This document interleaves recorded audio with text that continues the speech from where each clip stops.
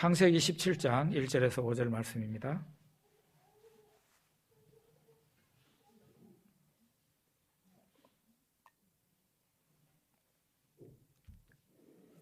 창세기 17장 5절입니다.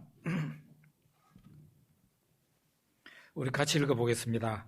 아브라함이 99세 때에 여호와께서 아브라함에게 나타나서 그에게 이르시되 나는 전능한 하나님이라. 너는 내 앞에서 행하여 완전하라. 내가 내 언약을 나와 너 사이에 두어 너를 크게 번성하게 하리라 하시니 아브라함이 엎드렸더니 하나님이 또 그에게 말씀하여 이르시되 보라, 내 언약이 너와 함께 있으니 너는 여러 민족의 아버지가 될지라. 이제 후로는 내 이름을 아브라함이라 하지 아니하고 아브라함이라 하리니 이는 내가 너를 여러 민족의 아버지가 되게 함이니라. 아멘. 어린이들이 저 유아실에 가 있는 것보다 이 본당에 같이 있는 것을 저는 좋아합니다.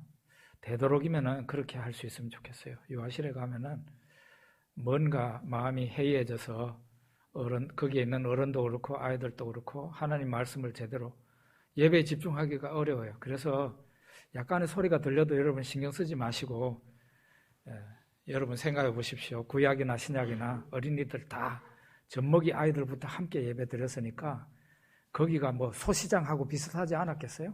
막 온갖 소리가 다 들리고 그러는 가운데서 설교를 하고 했으니까 여러분이 저를 염려하지는 마시고 우리 어린이들이 편하게 본당에 와서 예배 드릴 수 있도록 그렇게 우리가 다 함께 노력하십시다. 하나님 말씀하셨어요. 내 생각은 너희 생각하고 다르다. 내 길은 너희 길과 다르다. 하늘이 땅보다 높음같이 내 길은 너희 길보다 높으며 내 생각은 너희 생각보다 높으니라. 이렇게 말씀하셨어요. 어떤 사람이 간증하는 것을 봤는데요. 그분이 그런 말 하더라고요. 하나님께서는 쓰레기도 별로 만드시는 하나님이다. 그렇게 자기 인생을 예수 믿고 큰 은혜를 받았다는 얘기를 이렇게 표현하더라고요. 쓰레기 같은 사람을 갖다가 별 같은 사람으로 만드시는 하나님이다. 그랬어요. 그 대표적인 사람이 누구겠어요? 바로 우리가 오늘 보려고 하는 이 아브라함입니다. 아브라함 부부는 본래 갈대아 우르에서 살았던 사람인데요. 이 부부가 늙도록 자식이 없었습니다. 아들이 없었어요. 고대 사회에 자식이 없었다는 것은 소망이 없는 대표적인 사람입니다. 소망 없이 살아가는 이 부부에게 하나님께서 소망을 가지고 다가오셨어요. 그리고 말씀하십니다. 너는 고향과 친척과 아버지 집을 떠나서 내가 너에게 지시할 땅으로 가라. 내가 너에게 복을 주리라. 내 이름을 창대하게 하리라. 천하 만민이 너와 너 씨를 통해서 복을 받으리라. 이렇게 소망을 갖고 복을 가지고 아브라함과 사라에게 찾아오셨어요. 성경학자들은 이것을 하나님의 시험이라고 보고 있거든요. 오늘은 세 가지 주제를 살펴보려고 하는데 성경을 공부하면 공부할수록 참 놀라운 게 성경이다. 그런 생각을 합니다. 성경은요, 대칭 구조로 이루어져 있어요. 대칭 구조로 이루어졌어요. 성경은 큰 부분에 있어서도 그렇고 작은 부분에 있어서도 그렇고 꼭 깔때기 모양으로 그렇게 되어 있는 대칭 구조가 많이 발견됩니다. 창세기 1장 2장이 뭐죠? 뭘 말을 하죠? 창조를 말하죠. 요한계시록 끝부분이 21장, 22장이에요. 거기가 뭘 말하는지 여러분이 보시면은 창조를 말하고 있다는 것을 여러분이 알게 될 겁니다. 창세기 1, 2장은 옛 창조, 지금 현재 이 창조된 이 옛 창조를 말하고 있고, 요한계시록 21장, 22장은 새로운 창조, 새 하늘과 새 땅에 대한 창조를 말하고 있어요. 이게 성경의 제일 처음과 제일 후가 이렇게 창조를 말하고 있다는 게 신비롭죠. 그 한중간은 뭐겠어요? 신구약 성경에 제일 한복판은 뭐가 있습니까? 예? 시편이 있습니다. 그런데 시편에서도 119편입니다.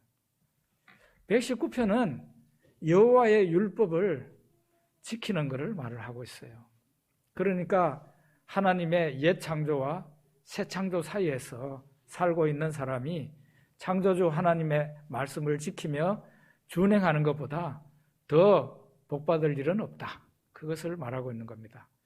자, 이렇게 성경을 큰 덩어리로 봐도 깔때기 구조, 대칭 구조로 되어 있고요. 성경의 작은 부분을 봐도 그래요. 오늘 우리가 보려고 하는 부분이 창세기 12장에서 22장까지입니다. 23장에도 아브라함 이야기가 있지만 거기는 읽어보면은 부록과 같은 성격이에요. 아브라함 이야기의 부록과 같은 성격이다. 그래서 창세기 12장에서 22장까지를 놓고 보면은 이 부분도 역시 깔때기 구조로 되어 있습니다. 창세기 12장에서 뭘 말합니까? 하나님의 시험이 나와요. 창세기 22장에서 뭐가 나와요? 하나님의 시험이 나와요. 하나님이 아브라함을 시험하신 이야기가 나와요. 깔때기면은 중간 부분이 있겠죠. 그 중간 부분이 아브라함의 아내 사라를 다른 남자에게 빼앗기는 이야기가 나옵니다. 이 이야기도 두 번이나 나와요.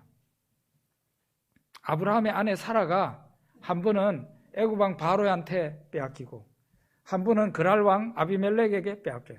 이 두 이야기가 중간 부분에 역시 대칭을 이루고 나타납니다. 그러면은 깔때기의 제일 밑에 부분 있죠? 그 부분이 뭐겠습니까? 중심 부분인데 그 부분이 바로 하나님이 아브라함에게 언약하는 장면입니다. 그게 바로 창세기 15장과 17장에서 나오게 됩니다. 그래서 이게 이런 구조로 되어 있는 거예요. 이런 구조.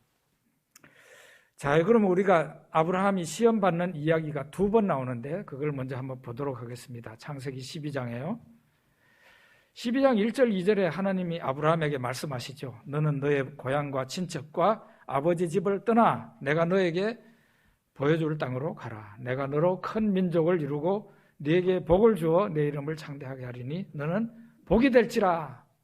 이렇게 복이 될지라 그랬어요. 성경학자들은 이 부분을 하나님의 시험이라고 봅니다. 하나님이 아브라함을 시험하신 거라고 보는 거죠.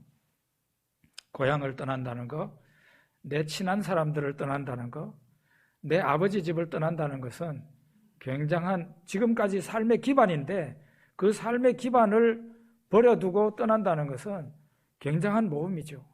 그리고 하나님이 목적지도 보여주지 않고 내가 너에게 지시하는 땅, 보여줄 땅으로 가라 그랬는데 처음부터 보여준 게 아니고 아브라함이 따라 나서서 길을 가다가 마침내 도착한 곳이 세겜 땅 모래 상수리 나무 가나안 땅이었어요.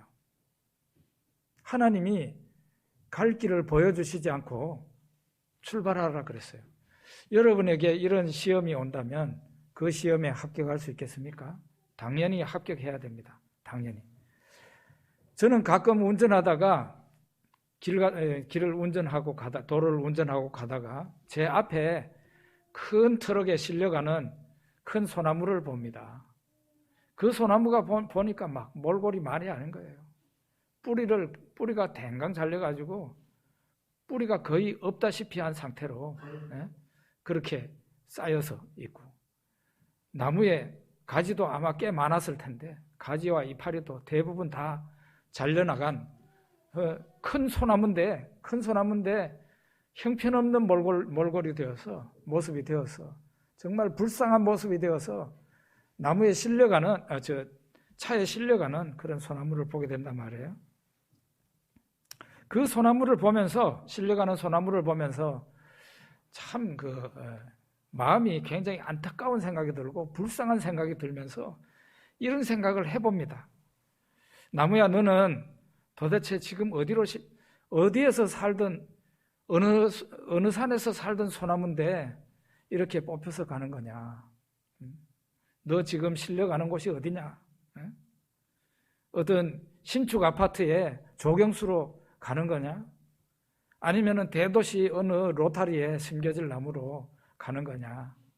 너 어디로 가는지는 잘 모르겠지만 가는 곳에서 잘 살아나거라. 실패하지 말고 말라 죽지 말고 거기에서 꼭 새로운 뿌리를 내리고 새로운 가지가 뻗어나와서 멋있는 자태를 나타내봐라. 그런 마음의 소원이 마음속에 들기도 합니다. 아브라함이 갈대아우르에서 하나님 명을 받아서 하란까지 왔고 하란에서 다시 재차 명령을 받아서 가나안 땅으로 들어가는데 아브라함이 염려와 걱정을 하나님 믿는 것보다 더 많이 했으면 이 시험에 통과했겠습니까? 통과할 수 없죠. 염려와 걱정이 없긴 하겠습니까? 장래에 대한 두려움이 있겠죠. 그렇지만은 하나님을 믿는 믿음으로 그 염려와 걱정을 누르고 새로운 길을 하나님이 소망으로 제시하시는 그 새로운 길을 나선 겁니다. 그랬기 때문에 하나님께서 그 아브라함의 믿음을 보시고 하나님께서 복을 주시고 그의 이름을 창대하게 하시고 그 후손을 통해서 만민이 복을 받게 했습니다. 창세기 22장도 보면은 똑같이 시험이에요. 이렇게 나와 있습니다. 그 일 후에 하나님이 아브라함을 시험하시려고 그를 부르시되 아브라함아 하시니 그가 이르되 내가 여기 있나이다. 하나님께서 말씀하시기를 네 아들 네 사랑하는 독자 이삭을 데리고 모리아 땅으로 가서 내가 네게 일러준 한 산 거기서 그를 번제로 드리라. 하나님께서 아브라함이 100세 때 낳은 아들 독자 이삭을 모리아 산에 가서 제물로 바치라고 하는 그런 명령을 하셨어요. 이것도 매우 순종하기 힘드는 그런 시험을 하나님께서 아브라함에게 하신 겁니다. 아브라함이 나이 100세 때 얻은 아들이고 아내가 90세 때 낳은 아들이 바로 이 독자 이삭입니다. 이제 이삭이 태어나서 아이가 잘 커가지고 청소년쯤 되었을 때 지금 집안에서는 막 행복한 웃음소리가 날마다 들릴 그런 때였는데 갑자기 하나님이 나타나셔서 말씀을 하신 겁니다. 이런 지경이 될 때 보통 사람들은 어떻게 생각할까요? 일반적인 사람은요. 믿음이 없는 사람들은 이런 생각할 거예요. 하나님이 내 행복을 질투하시는가? 하나님이 내가 잘 되는 걸 그렇게 못 보시나? 이런 오해를 할 수 있어요. 그런데 그런 생각을 하면 안 돼요.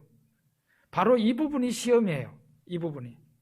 하나님께 대한 전적인 신뢰가 필요합니다. 성경에서 뭐라고 그랬습니까? 하나님은 인자하심이 무궁하시다 그랬죠. 하나님은 긍휼히 여기시는 하나님이라 그랬죠. 하나님은 사랑이 풍성하신 하나님이라 그랬죠. 그걸 믿어야 돼요.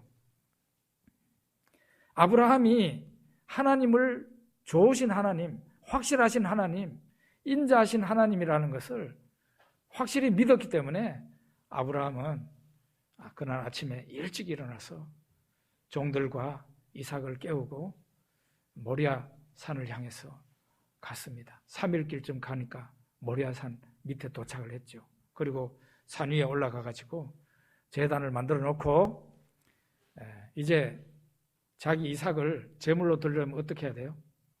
잡아야죠. 죽여야 되죠. 칼을 빼가지고 내려 꽂으려고 하는 순간에 하나님께서 스톱하셨어요. 하나님이 뭐라고 그랬습니까? 네가 내 명령을 듣고 너 독자 이삭을 아끼지 않는 것을 내가 봤다. 그래서 내가 너에게 주려고 했던 그 축복을 다시 확인해 준다. 너뿐만 아니라 너의 후손 자자 손손이 복을 받게 되고 천하 만민이 바로 네가 죽여서 제물로 바치려고 했던 저 이삭을 통해서 복을 받게 될 거다. 그랬어요. 하나님에 대한 신뢰와 순종에 하나님이 기뻐하시고 복을 주셨습니다. 순종이라는 게 그냥 나오지 않아요. 하나님께 대한 신뢰가 있어야 돼요. 하나님을 믿는 마음이 있어야 돼요. 그래야 순종이라는 게 나오게 돼요. 아브라함은 마치 이렇게 말은 안 해, 성경에 기록되어 있는 것은 아니지만 하나님의 시험을 받을 때 아마 이런 마음이었을 거예요. 하나님, 저한테 이런 시험 하실 필요 없어요. 저 하나님을 완전히 신뢰하거든요. 독자 이삭을 바치라고요? 바치죠. 바치면 그 아들에게 하나님이 그 아들을 통해서 천하 만민이 복을 받게 하신다고 했는데 하나님 그 아들을 또 다시 살려내야 될 거 아닙니까? 하나님 이런 시험 저한테 할 필요 없어요. 저는 완전히 신뢰해요. 바로 이런 마음을 아브라함이 가지고 있었을 거라 그렇게 생각하는 거죠. 좋으신 하나님을 믿으시고 원래 혹시 여러분들이 하나님의 시험을 받거든 항상 하나님은 좋으신 분이다. 나에게 좋은 것을 주려고 이런 시험을 하시는 거다. 그걸 믿고 그대로 순종하십시오. 그러면은 올해 지나고 내년 이때에 여러분들 하나님 앞에 은혜 많이 받았다고 복 많이 받았다고 감사하게 될 겁니다. 두 번째 이야기는 이것도 두 번 있어요. 아까 아브라함을 하나님이 시험하신 이야기가 두 번 있죠. 창세기 12장과 22장에. 그리고 아브라함의 아내 사라가 다른 남자에게 넘어가 버립니다. 그러니까 다른 남자가 빼앗아간 거죠. 이런 이야기가 두 번이나 또 기록이 돼 있어요. 두 번이나 중첩되게 나온다는 건 무슨 의미입니까? 그 내용이 중요하다는 의미예요. 그 내용이 중요하다는 거예요. 아브라함이 그 아내 사라를 빼앗기는 이 두 번 있는데 창세기 12장에 하나님께서 아브라함에게 명령하셔서 아브라함이 가나안 땅에 들어갑니다. 그런데 들어가서 얼마 안 돼가지고 가나안 땅에 뭐가 옵니까? 기근이 옵니다. 그 기근이 참을 만한 그런 기근이 아니라 아주 심한 기근이 들었어요.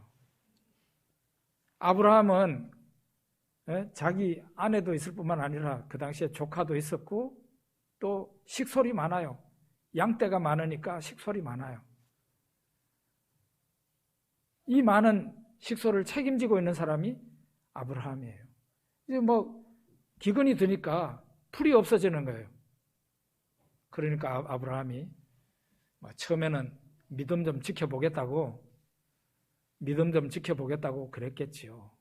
그런데 기근이 쉽게 없어지지 않았어요. 그래서 아브라함이 애굽으로 잠시 내려가 있다가 올라오자. 약속의 땅이지만 약속의 땅을 잠시 떠나서 저 애굽 땅에서 살다가 오자. 그렇게 해가지고 애굽 땅으로 내려가는데 내려가면서 자기 아내 사라에게 뭐라고 말을 합니까? 여보, 당신이 나에게 베풀 은혜가 이거다. 이제 앞으로 어디를 가든지 간에 당신 내 여동생이라고 하자. 이게 바로 당신이 내한테 베풀 은혜다. 이러니까 사라가 그러십시다 그랬어요. 그래서 애굽에 내려갔는데 사람들이 이 누구를 주목합니까? 사라를 주목해요. 사라는요 미스 메소포타미아예요. 미스 갈대아우르라고. 그러니까 가는 데마다 이 사라의 미모가 화제예요. 그러니까 대부분의 사람들이 와가지고 저 여자 누구냐 그러니까 아브라함이 내 여동생. 그러니까 애굽 궁중에서 이 소문을 듣고 사람을 보내가지고 바로가 이 아브라함의 아내 사라를 데리고 들어갑니다. 이 일로 인해서 누구가 놀랐겠어요? 하늘에 비상이 걸렸어요. 하늘에 비상이 걸렸어요. 그래서 하나님께서 바로에게 애굽 왕 바로에게 큰 재앙을 내립니다. 그 집에 큰 재앙을 내려요. 그러니까 이 바로가 깨닫게 되는데, 야, 이 여자 때문이다 해가지고 아브라함을 부릅니다. 불러서 혼을 내고는 아브라함의 아내 사라를 다시 아브라함에게 돌려보내는 일이 발생합니다. 혼을 신자가 불신자, 신자가 불신자한테 책망을 들었으니까 정말 창피한 일이에요. 정말 창피한 일입니다. 체면이 말이 아니에요. 이렇게 창세기 12장에 애굽에 내려가서 이런 일을 당했는데 똑같은 일이 창세기 20장에 또 반복이 되는데 이번에는 애굽에 내려간 게 아니라 그랄 땅에 내려갔는데 이 그랄이라는 곳이 그 애굽 가까이에 있는 땅이에요. 거기도 약속의 땅은 아닙니다. 약속의 땅을 벗어난 곳이에요. 거기에 왜 갔겠어요? 아브라함이 생업 때문에 간 거예요. 그러니까 양을 치는 사람이라 거기에 풀이 있으니까 거기를 찾아서 간 겁니다. 거기 가서도 또 거짓말을 했네요. 이 여자 내 여동생이다. 그러니까 그랄 왕 아비멜렉이 사람을 보내가지고 사라를 궁으로 데리고 들어가 버렸어요. 또 하늘에 비상이 걸렸어요. 하나님께서 그랄 왕의 꿈에 하나님이 나타나셔서 이렇게 말씀하셨어요. 네가 데려간 이 여인으로 인해 가지고 너는 죽게 된다. 그 사람은 남편이 있는 여자다. 남편이 있는 여자다. 그러니까 이 그랄 왕 아비멜렉이 깜짝 놀라가지고 아브라함을 불러서 너 아내 데려가라 그러고는 또 혼을 냈습니다. 책망을 했어요. 신자가 불신자한테 책망을 듣는 이런 아주 체면 안 서는 그런 일이 발생한 겁니다. 이 사라를 빼앗기는 이 두 번의 이야기를 통해서 우리가 받는 교훈이 있는데요. 세 가지 정도가 있습니다. 첫째로는 아브라함이 약속의 땅을 떠난 것은 큰 잘못이었다. 그런 얘기예요.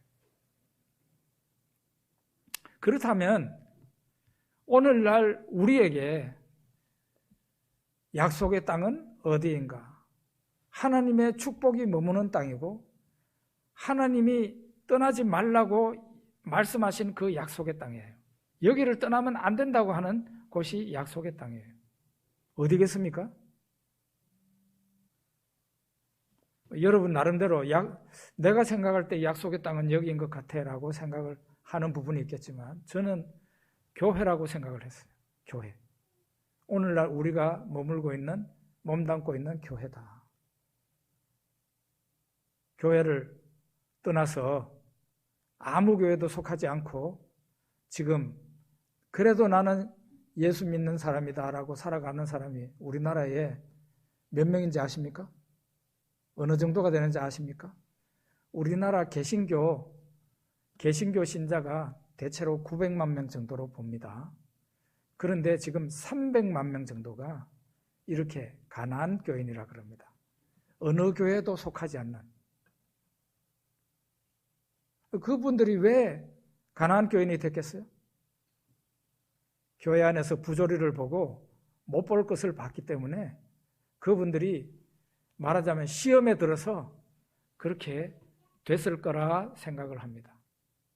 저는 약속의 땅에 아브라함이 간 그 가나안 땅에 심한 기근이 온 것처럼 교회 안에도 못 볼 것을 볼 수 있다고 생각을 해요. 그런 일이 생겨서는 안 되지만 그런 일이 생길 수 있는 곳이 교회예요. 나로 하여금 신앙생활을 하는 데 있어서 정내미가 딱 떨어지게 만드는 그런 일들이 교회에서 발생할 수 있어요. 그런데 그것은 아브라함에게 기근이 온 것하고 비슷하다는 지나가는 일입니다. 지나가는 일. 항상 있는 일은 아니라. 그때 어떻게 해야 되겠어요? 내 마음이 괴롭고 힘들지만 하나님이 지키라고 하는 자리를 계속 지키고 있어야 됩니다. 그러면은 언젠가는 생각했던 것보다는 빨리 기근이 지나가고 교회 안에서 어려운 일이 지나가게 되는 거예요. 두 번째, 아브라함이 이방인에게 책망을 들었습니다. 저는 오늘날 우리 한국교회와 신자들도 세상에서 잘못해가지고 책망을 듣는 일들이 제법 많이 있다고 생각합니다. 아주 창피한 일이고 이런 일은 발생하면 안 된다. 그렇게 생각하죠. 세 번째는 우리가 받는 교훈이 사람은 연약하나 하나님의 계획은 이루어진다는 거예요. 사람은 약하나 하나님은 강하시다는 거예요. 아브라함이 처신을 잘못하고 말을 잘못해가지고 아브라함의 가정이 깨질 위험에 처했죠. 가만히 있으면 깨지는 거예요. 아브라함의 아내는 바로의 왕후가 될지 어떻게 될지 모르지만은 바로의 궁에서 못 나오죠. 바로의 여자가 되고 가만히 내버려 두면 그랄 왕의 와이프가 돼버리는 거죠. 아브라함의 하나님의 계획이고 아브라함의 계획이고 다 없어지는 거예요. 그런데 하나님에게는 그런 일이 발생할 수 없다. 왜냐하면 사람은 약하나 하나님은 전능하시다는 거죠.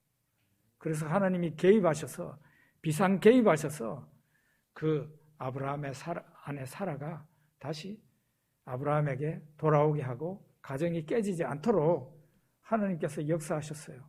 그래서 마침내 90세 된 아내가 100세 된 아브라함이 자식이 태어나잖아요. 이삭. 사람은 약하지만 하나님은 강하시고 하나님의 계획은 이루어지게 된다. 그런 얘기예요. 자, 이제 세 번째 이야기를 한번 보겠습니다. 세 번째 이야기는 하나님이 아브라함에게 약속하신 언약에 대한 이야기입니다. 그 이야기가 창세기 15장에 나오는데 창세기 15장 이야기를 하기 전에 14장에 있는 얘기를 예비적으로 해야 될 것 같습니다. 창세기 14장에 어떤 이야기가 나오는가 하면은 아브라함 당시 그 가나안 땅에 여러 나라가 서로 두 편이 이렇게 여러 나라가 두 편이 되어서 여러 나라가 싸우는 일종의 국제전이 일어났어요. 그 와중에 아브라함의 조카 롯이 그 포로로 롯과 가족들이 포로로 저 멀리 끌려갑니다.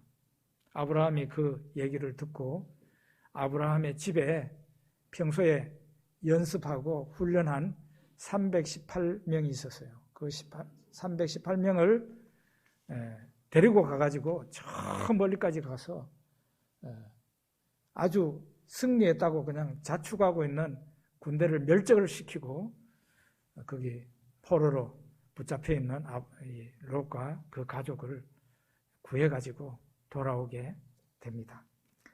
그 일이 있고 난 후에 창세기 15장에 하나님이 아브라함에게 나타나셔서 이렇게 말씀하셔요. 아브라함아, 두려워하지 말아라.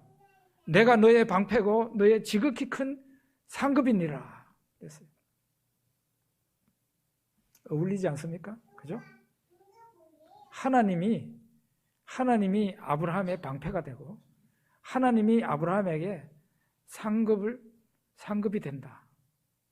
상급을 주신다고 그렇게 번역된 부분도 있어요. 어쨌든 이렇게 말을 하니까 아브라함이 대답을 하는데 하나님 저에게 무엇을 주시려고 하십니까? 하나님이 저에게 자식을 주시지 않으니까 아들을 주시지 않으니까 이제 나의 상속자는 다메섹 사람 엘리에셀입니다. 그랬더니 하나님께서 그 사람은 너의 상속자가 아니다. 너의 몸에서 나는 사람이 너의 상속자가 되리라 그랬어요. 그리고 하나님이 뭐라고 그러는 거예요? 나는 이 땅을 너에게 기업으로 주려고 너를 갈대아 우르에서 이끌어낸 너의 하나님 여호와 하나님이다. 너의 하나님 여호와다. 그랬더니 이 아브라함이 뭐라고 말을 하는가 하면 하나님 제가 이 땅을 기업으로 받는다는 것을 무엇으로 압니까? 하나님이 이 땅을 주신다고 그러는데 제가 이 땅을 나중에 차지한다는 것을 제가 무엇으로 알 수 있습니까? 그러니까 하나님께서 너 준비해라 하는 게 바로 창세기 15장에 나오는 고대 고대의 그 언약 의식입니다. 고대의 언약 의식. 고대 언약 의식이에요. 아브라함에게 뭘 준비하라 그럽니까? 3년 된 암소, 3년 된 암염소, 3년 된 순양, 산비둘기, 집비둘기 새끼, 이런 것을 준비하라고 그럽니다. 왜 이런 것을 준비하라 그랬을까요? 가지고 오라 그랬을까요? 고대 언약식이 예를 들면 이 나라하고 저 나라 혹은 사람과 사람 사이에서 언약을 할 때는 먼저 둘이가 약속하는 그 공통된, 우리나라 오늘날 조약하고 똑같아요. 공통된 둘이가 합의하는 문서를 만들어요. 문서를 만들고 짐승을 소나 양이나 이런 짐승을 반토막을 냅니다. 반토막. 그 상황이 어떤 상황인지 아시겠죠? 소나 짐승, 이런 짐승을 이렇게 반토막을 내서 이게 이렇게 간격을 벌려놔요. 그래가지고 양쪽에 토막난 짐승이 이렇게 피를 흘리고 유혈이 낭자한 채 있겠죠. 그러면은 약속한 언약의 당사자 둘이가 손잡고 이 쪼갠 짐승 사이를 지나갑니다. 그게 바로 고대 언약 의식이에요. 그게 무슨 뜻이 있을까요? 우리 둘 중에 어느 한 사람이 이 문서를 안 지키면 그 사람은 이 짐승같이 돼버린다. 그런 의미예요. 하나님께서 아브라함에게 그걸 준비하라고 하신 거죠. 그래서 아브라함이 3년 된 암소, 3년 된 암염소, 3년 된 순양, 산비둘기, 집비둘기 이런 것을 가지고 와서 반토막을 내가지고 이렇게 줄을 지어놨어요. 그리고는 하나님이 오시기를 기다리는 겁니다. 기다리는데 이제 밤이 되어서 깜깜할 때까지 기다려요. 그러더니 갑자기 연기가 나는 풀무가 등장했어요. 화로가 등장했어요. 화로가 나타난 거죠. 나타나더니 그 화로에서 횃불이 나와가지고 샥 하면서 그 쪼갠 고기 사이를 지나갔다. 그런 얘기입니다. 뭔 얘기인지 아시겠죠? 하나님이 원래는 아브라함하고 손잡고 그 길을 지나가야 되는데 신이 사람하고 손잡는다는 게 있을 수 없는 일이고 또 이거는 어떤 건가 하면은 아브라함은 지킬 게 없고 사실은 하나님이 지켜야 될 내용이에요. 그러니까 하나님이 아주 인간적인 방식으로 내가 너와 약속한 이 언약을 안 지키면 이 짐승처럼 쪼개지리라. 아주 그 인간적인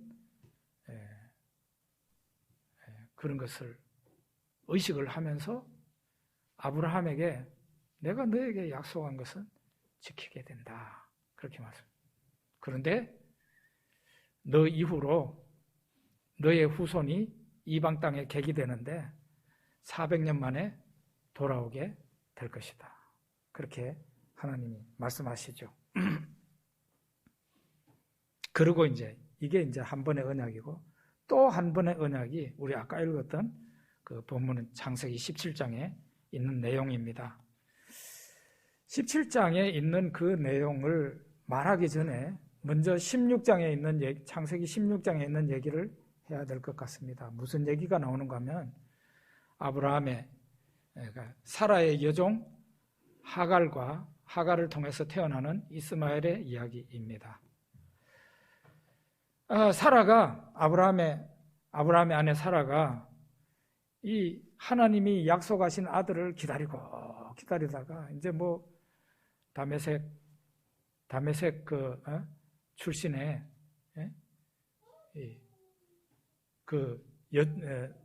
아이는 집에서 키운 그 남자 아이는 안 된다고 그랬으니까 그럼 포기를 하고 하나님의 약속 아브라함의 몸에서 태어날 사람이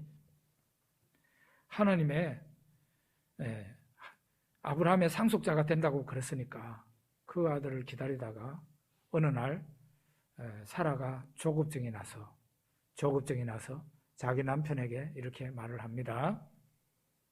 여보, 당신의 몸에서 날 아들이 상속자라 했으니 이렇게 해도 되는 거 아닌가요? 하는 게 바로 뭔가 내한테 수종 들고 있는 저 애굽 여인 하가를 당신한테 처벌해 줄 테니 아들을 낳으세요. 우리 그렇게 해서라도 아들을 얻으면 아들이 되는 겁니다. 하나님의 약속이 이루어지는 거 아닌가요? 그 말에 아브라함이 넘어가게 돼요. 우리는 이런 부분은 오늘날 우리들은 잘 이해 못합니다. 뭐 자식이 없으면 뭐 없는 대로 살지 뭐. 그건 오늘날 현대인들의 생활 방식이지만 불과 100년 전만 하더라도 우리나라는 아들이 없으면은 무슨 수를 썼어라도 아들을 하나 만들어가지고 상속자로 만들었습니다. 그렇죠? 아브라함 때는 예수님 오시기 전, 지금으로부터 4,000년 전이에요. 그 시대 사람들은 그런 거예요. 아들이 없으면 만들어서라도 아들을 만들어야 되는 거예요. 그러니까 사라가 자기 남편한테 이런 얘기를 하게 되고, 남편이 사라의 말을 듣고 애굽 여인 하가를 첩으로 삼습니다. 그리고 그 첩과의 사이에서 이스마엘이 이제 잉태가 되는데요. 뱃속에 아직 아이가 나오지도 않았는데 이 여자가 아기가 생기니까, 임신이 되니까 대부분 여주인 사라를 멸시천대를 하는 거예요. 그럼 어떤 일이 벌어지죠? 집안에 분란이 생긴 겁니다. 그러니까 어떻게 되면 사라가 본부인이 자기 남편한테 이 여자가 지금 내한테 이렇게 하고 있네. 이건 당신 책임이야. 저 여자를 어떻게 해야 돼? 그러니까 이 둘과의 사이에서 결국은 임신한 하갈이 도망을 쳐 나갑니다. 나가니까 하나님께서 나타나서 하갈한테 하갈아, 너 다시 가가지고 본부인한테 순종을 하거라. 그렇게 해가지고 다시 집으로 돌아오고, 그런 상황에서 아기가 태어납니다. 그 아기가 이스마엘이에요. 이스마엘이 태어나고 나니까 하나님께서 다시 그 이스마엘은 아브라함의 상속자가 될 수 없대요. 그리고 무려 14년이 하나님의 침묵 가운데 지나갑니다. 아브라함 나이가 14년이 더 보태져 가지고 아브라함 나이 99세 때 하나님께서 아브라함에게 나타나셔서 말씀하세요. 나는 전능한 하나님이라. 너는 내 앞에서 행하여 완전하라. 그랬어요. 무슨 뜻일까요? 나는 전능한 하나님이라. 너는 내 앞에서 행하여 완전하라. 이 완전하라는 말이 무슨 뜻일까요? 우리가 아브라함 너는 죄 지으면 안 된다, 그런 뜻으로 생각할 수 있습니다. 윤리 도덕상 흠결이 있으면 안 된다, 그런 뜻으로 생각할 수 있습니다. 그런데 그거보다는 이런 뜻이에요. 하나님에게 완전하라고 하신 뜻은 너 나에게 이제 집중해야 된다. 너 나에게 충성해야 된다. 너 나에게 코드를 맞춰야 된다. 그런 뜻이에요. 너 자꾸 내가 하는 말에 집중하지 않고 자꾸 이 왼쪽을 봤다가 오른쪽을 봤다가,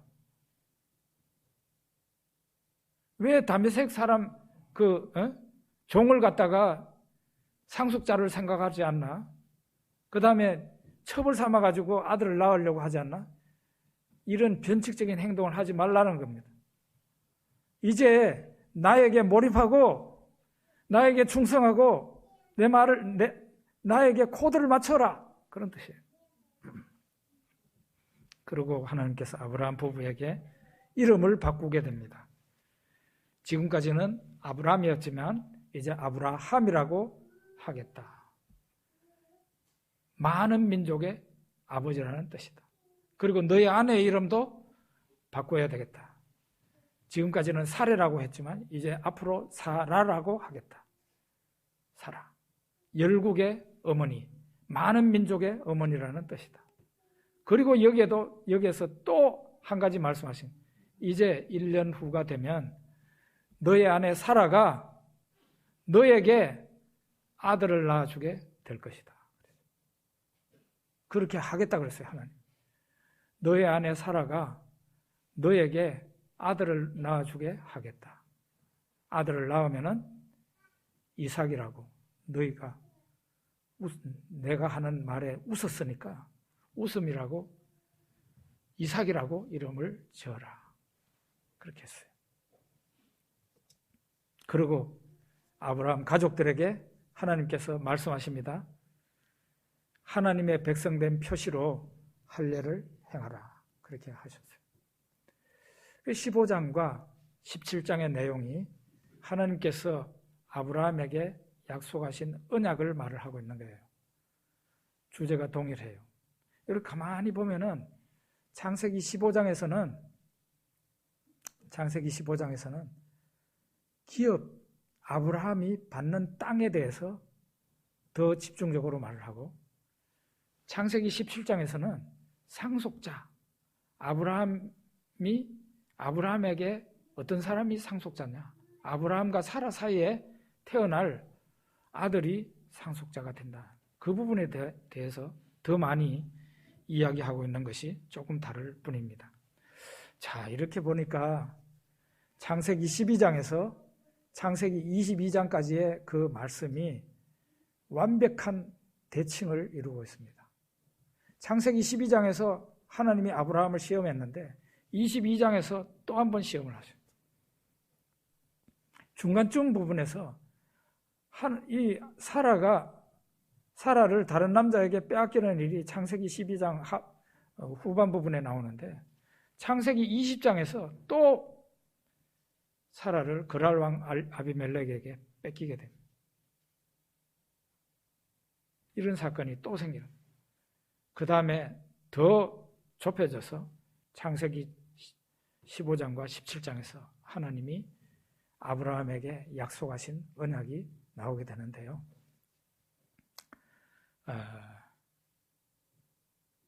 하나님께서 우리에게, 결론적으로 하나님께서 우리에게 약속의 땅에 머물러라 하십니다. 약속의 땅에 머물러라. 그 약속의 땅이 어딜까요? 저는 개인적으로 오늘날로 적용한다면 교회라고 적용을 하고 싶다. 여러분들은 하나님에게서 하나님이 약속하신 그 약속의 땅, 축복의 땅, 절대로 떠나서는 안 되는 거기가 어디라고 생각하는지 한번 생각해 보십시오. 거기를 어렵고 힘들어도 하나님의 약속을 믿고 나가야 되는 거예요. 하나님은 그걸 바라시는 거예요. 심지어는 다윗이 어떤 상황이 됐어요? 사울 왕이 다윗을 죽이려고 막 군사를 풀어가지고 다윗이 나타났다고 그러면 거길 쫓아갔죠. 그러니까 이스라엘 그 국토 안에는 다윗이 숨을 곳이 없는 거예요. 그러니까 다윗이 국경을 넘어서 블레셋 사람의 땅에 가니까 하나님이 다윗한테 나타나셔서 너 여기 있지 말고 유다 땅으로 올라가라 그러잖아요. 약속의 땅으로 올라가라는 거예요. 그 위험천만한 곳으로. 그게 약속의 땅이에요. 그런데 아브라함은 어떻게 합니까? 기근이 온다고 약속의 땅을 떠나죠. 네. 그리고 사라 같은 경우는 어떻게 합니까? 조급증이 나서 변칙을 쓰게 되죠. 그 일은 어떻게 됩니까? 결과적으로 불행을 자초하게 되는 거예요. 사람은 실패하지만 하나님은 실패하지 않습니다. 사람은 약하지만 하나님은 강하시다고요. 하나님은 절대로 여러분과 저의 연약함으로 말미암아 하나님의 일을 포기하지는 않아요. 여러분과 제가 때로는 죄를 지을 수 있고 연약해서 엎어지기도 하고 넘어지기도 하고 그러지만 하나님의 자녀가 되는 게 취소되는 건 아니에요. 그 연약한 자 우리를 하나님께서 붙잡으시고 끝까지 끌고 가시는 거예요. 우리에게 저 밝고 영광스러운 하늘나라에 도착할 때까지 하나님께서 우리의 손을 붙잡고 이끌어 가시는 겁니다. 이게 바로 하나님께서 아브라함과의 사이에서 우리에게 보여주시는 귀한 은혜의 말씀이다. 이렇게 볼 수 있겠습니다. 우리 기도하겠습니다.